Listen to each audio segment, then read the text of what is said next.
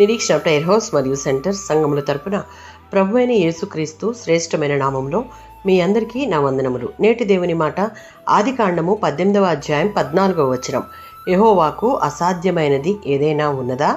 ఈ అధ్యాయంలో దేవుడు అబ్రహామును దర్శించే నాటికి అతని వయస్సు 99 సంవత్సరములు. శారా దాదాపు 89-90 సంవత్సరాల వయస్సులో ఉంది. దేవుడు వారికి ఇస్సాకు జన్మిస్తాడని వాగ్దానం చేశాడు. 12వ వచనంలో శారా తన వృద్ధాప్యాన్ని చూసుకుని మనస్సులో నవ్వింది. అప్పుడు దేవుడు యెహోవాకు అసాధ్యమైనది ఏదైనా ఉందా అని ప్రశ్నించి తనకు అసాధ్యమైనది ఏదీ లేదని ప్రకటించాడు. ఇర్మియా గ్రంథం 32వ అధ్యాయం 17వ వచనం. ప్రభువా, నీకు అసాధ్యమైనది ఏదీ లేదు. నిజమే, దేవునికి సమస్తము సాధ్యమే. మనలను సృష్టించిన సృష్టికర్తకు ఏ సమస్య పెద్దది కాదు. ఇర్మియా గ్రంథం 32వ అధ్యాయం 27వ వచనం.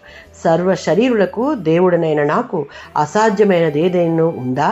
అనగా దేవుని శక్తి సమస్త మానవ పరిమితులకు మించినది. లూకా సువార్త 1వ అధ్యాయం 37వ వచనం. దేవుని వలన ఏ మాట అయినను నిరర్ధకము కానేరదు. మరియకు యేసుక్రీస్తు జననం ప్రకటించబడినప్పుడు దేవదూత చెప్పిన మాటను మనం ఇక్కడ చూడవచ్చు. రోమీయులకు రాసిన పత్రిక 4వ అధ్యాయం 21వ వచనం, హెబ్రీయులకు రాసిన పత్రిక 11వ అధ్యాయం 11వ వచనం ప్రకారం అబ్రహాము దేవుని వాగ్దానాన్ని సందేహించకుండా విశ్వసించాడు.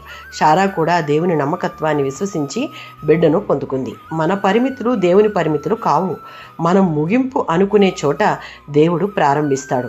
దేవుడు తన సమయానికి పనిచేస్తాడు. నిర్ణయించిన కాలమునకు అనే మాట దేవుని సమయం పరిపూర్ణమైనది అని బోధిస్తుంది. శారా మొదట నవ్వినా చివరకు దేవునిని విశ్వసించి ఆశీర్వాదాన్ని పొందింది. మనలో ఉన్న విశ్వాసం సందేహాన్ని జయిస్తుంది. దేవుని మాట ఆలస్యం కావచ్చు, కానీ విఫలం కాదు. దేవుడు తన వాగ్దానాలను నెరవేర్చువాడు. ఆయనకు అసాధ్యమైంది ఏదీ లేదు అని నమ్మి విశ్వాసంతో నిరీక్షించే వారంగా ఉండాలి. ఆమెన్.